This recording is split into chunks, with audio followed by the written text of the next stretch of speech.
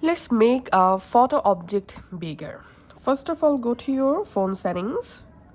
In settings, make sure to sign into your Samsung account and then tap on Galaxy AI. And in here, you have to scroll down and tap on Photo Assist. And you have to turn on this Photo Assist option.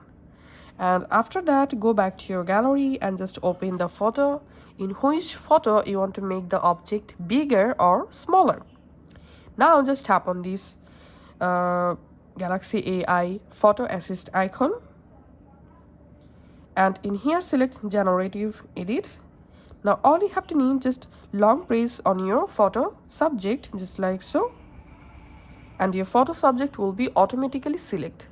Now just tap any of these dot to increase the subject or object size, just like so. You can also change your subject position. Just tap and change your photo position. Once you're happy, just tap on generate, and it may take some moments to completely generate the photo. Let's see the final result. And here we can see the before and after result.